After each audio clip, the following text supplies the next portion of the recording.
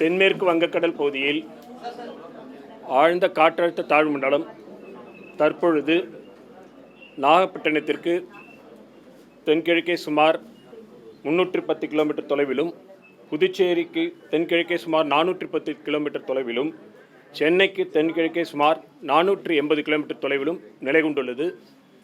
இது வடக்கு வடமேற்கு திசையில் நகர்ந்து 30ஆம் தேதி காரைக்காலுக்கும் மகாபலிபுரத்துக்கும் இடையே 30ஆம் தேதி காலை ஆழ்ந்த காற்றழுத்த தாழ்வு மண்டலமாக கரையை கடக்கக்கூடும்.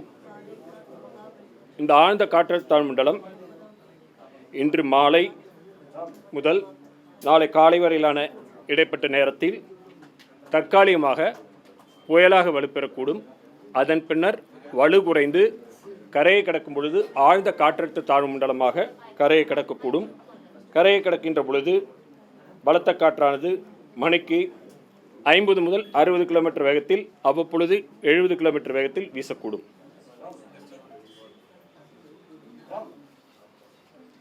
இதன் காரணமாக அடுத்து வரும் 4 தினங்களுக்கு தமிழகம், புதுவை, காரைக்கால் பகுதிகளில் பரவலாக மிதமான மழை பெய்யக்கூடும்.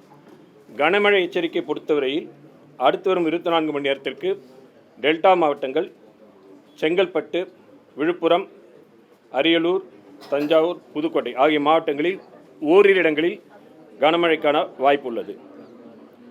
நாளை 29ஆம் தேதி டெல்டா மாவட்டங்கள் கடலூர், புதுவை, விழுப்புரம், செங்கல்பட்டு மாவட்டங்களில் ஓரிரு இடங்களில் அதி கனமழைக்கும், சென்னை, திருவள்ளூர், காஞ்சிபுரம், ராணிப்பேட்டை,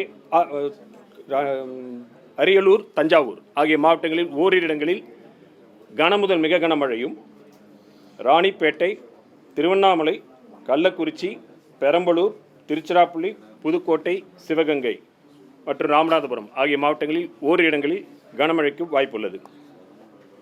30ஆம் தேதி திருவள்ளூர், சென்னை, காஞ்சிபுரம், செங்கல்பட்டு, விழுப்புரம், கள்ளக்குறிச்சி, கடலூர் ஆகிய மாவட்டங்களில் ஓரிரு இடங்களில் அதிகன மழைக்கும், ராணிப்பேட்டை, திருவண்ணாமலை, பெரம்பலூர், அரியலூர், மயிலாடுதுறை, காரைக்கால் மற்றும் டெல்டா மாவட்டங்களில் ஓரிரு இடங்களில் கனமுதல் மிக கனமழையும், வேலூர், திருப்பத்தூர், கிருஷ்ணகிரி, தருமபுரி, சேலம், நாமக்கல், திருச்சிராப்பள்ளி, கரூர், புதுக்கோட்டை ஆகிய மாவட்டங்களில் ஓரிரு இடங்களில் கனமழைக்கும் வாய்ப்பு உள்ளது.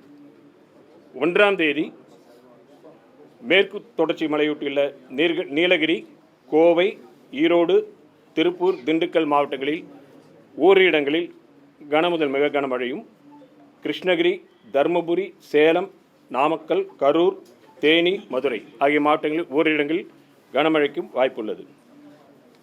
தரைக்காற்றுக்கான எச்சரிக்கை பொறுத்தவரையில் இன்று முதல் நாளை மாலை வரை வட தமிழக கடலோர மாவட்டங்கள் மற்றும் புதுவை, காரைக்கால் பகுதிகளில் பலத்த தரைக்காற்றானது மணிக்கு 45 முதல் 55 கிலோமீட்டர் வேகத்தில், அவ்வப்பொழுது 65 கிலோமீட்டர் வேகத்தில் வீசக்கூடும்.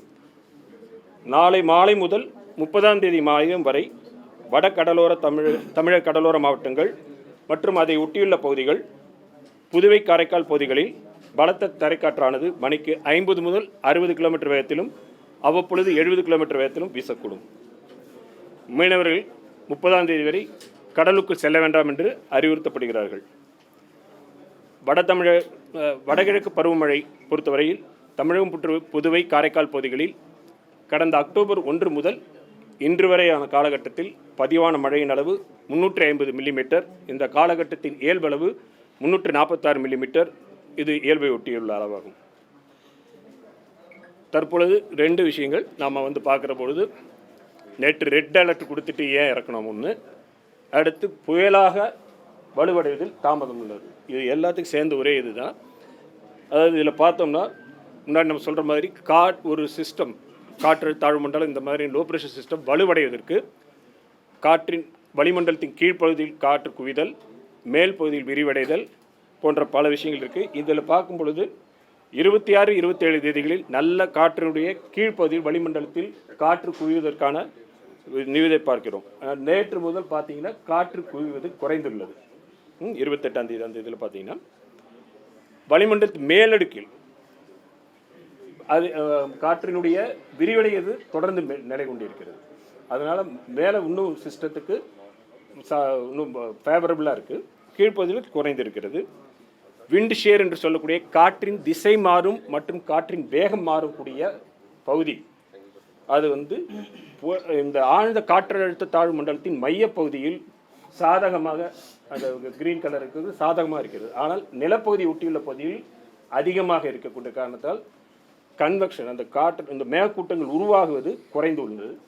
மேலும் அந்த நகர்வு, அதனோட நகர்வு பார்த்தீங்கன்னா நேற்று 13 கிலோமீட்டர்லேருந்து கிட்டத்தட்ட நிலையாகவே வெகு சிக்னிஃபிகண்ட்டாக அதனுடைய மூவ்மெண்ட்டு குறைஞ்சிருக்கு. சிஸ்டம் நல்ல டெவலப் ஆகும் பொழுது, அது நகரும் பொழுது, சற்று நகர்ந்தால் நமக்கு அதற்கு செல்லக்கூடிய ஃபீல்டர் பாயிண்ட்ஸ்லேருந்து நேற்று முன்தின மழை கிடைத்திருந்தது. சிஸ்டத்துடைய மூவ்மெண்ட் குறைந்து விட்டது. அதனுடைய கன்வெக்ஷன்ஸ் குறைஞ்சதன் காரணமாக நேற்று அவ்வளவு குறிப்பிட்ட அளவுக்கு எதிர்பார்த்த அளவுக்கு மழை நிகழவில்லை. நிலப்பகுதிகளில், கடல் பகுதியில் இருந்தது, நிலப்பகுதியில் நிகழவில்லை. எனவே கொடுத்த அந்த ரெட் இது இருந்தது. ஏற்கனவே சொன்ன மாதிரி இந்த ஆழ்ந்த காற்றழுத்த தாழ்வு மண்டலம் பார்த்தீங்கன்னா நம்ம முன்னாடி சொல்லியிருக்கோம். அதுதான் கிழக்கிலிருந்து மேற்காக நகர்ந்து செல்லக்கூடிய ஈக்குவட்டோரியல் ராஸ்பி வேஸ், மேற்கிலிருந்து கிழக்காக நகர்ந்து செல்லக்கூடிய என்ஜிஓ இருக்கக்கூடிய காரணங்கள், ப்ளஸ் அது இலங்கைக்கு அருகில் இருக்கின்ற பொழுது அந்த ஆழ்ந்த காற்றழுத்த தாழ்வு மண்டலத்தை நோக்கி செல்லக்கூடிய காற்றின் போக்கு நிலப்பகுதியில் உராய்வு ஏற்படுவதால் அதிலேயும் ஏற்பட்ட மாற்றங்கள். மேலும் வட திசையில் அது நகர முடியாத அளவிற்கு ரிட்ஜ் என்று சொல்லக்கூடிய 2 எதிரெதிர் திசையுடைய காற்றின் போக்கு இருக்கின்ற காரணத்தினால் இந்த மல்டி ஃபேக்டர்ஸ் முன்னாடி திருப்பி சொல்கிற மாதிரி வெவ்வேறு காரணங்களால் நகர்வின் வேகம் குறைந்திருந்தது. வளிமண்டலத்தின் கீழ்ப்பகுதியில் காற்று குவிதல் குறைந்திருக்கிறது.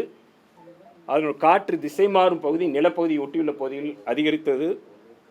இந்த காற்று அதற்கு சிஸ்டத்துக்கு செல்லக்கூடிய காற்றின் போக்கில் அந்த ஸ்ரீலங்கா பகுதியில் ஏற்பட்ட மாறுதல் காரணமாக அதன் நகர்வில் ஏற்பட்ட குறைவு காரணமாகவும் மொத்தமாக பார்க்கும் பொழுது அது புயலாக வலுப்பெறுவதிலும் தாமதம் ஏற்பட்டது. அதன் ஒட்டி ஏற்படக்கூடிய மழையிலும் எதிர்பட்ட காரணத்தால் நம்ம அந்த இதெல்லாம் ரிடியூஸ் பண்ணுவோம். ஓகே, ஆமாம். காற்று முறிவு தமிழில் மாற்றிக்கிறதுனா நீங்கள் சொல்லலாம். பட் காற்று திசையோ வேகமோ அல்லது இரண்டுமே மாறுவது, அது வளிமண்டலத்தின் கீழ்ப்பகுதியிலிருந்து மேல் பகுதிக்கு செல்லும் பொழுது இன்னும் டைரக்ஷன் மாறணும், இல்லை ஸ்பீடு மாறணும், இல்லை ரெண்டுமே மாறணும். ரெண்டும் மாறினா, அதாவது ஒரு சிஸ்டத்தை ஒரு உருளை மாதிரி நீங்கள் கற்பனை பண்ணிங்கன்னா ரெண்டு குறைவாக இருந்தால் கீழ்ப்பகுதி மேல் பகுதி அலைனாக இருக்கும். அதிகமாக இருக்கும் அது மாற்றம் ஏற்பட்டால் மேல் பகுதி சிதறி போக சில சமயங்களில் வேறுபாடு உண்டு. அதனால் இருக்கின்ற பொழுது குறைவு அந்த இதில் மாற்றங்கள் இருக்குனால் நிலத்துக்கு அருகில் வருகின்ற பொழுது கிளவுட் டெவலப் இன்று இரவிலிருந்து துவங்க வாய்ப்பு இருக்குது. படிப்படியாக அதிகரிக்கக்கூடிய சொன்னது என்ன இதில் காரைக்காலுக்கும் மகாபலிபுரத்துக்கும் இடையே. ஓகே, 30ஆம் தேதி காலை. ஓகே.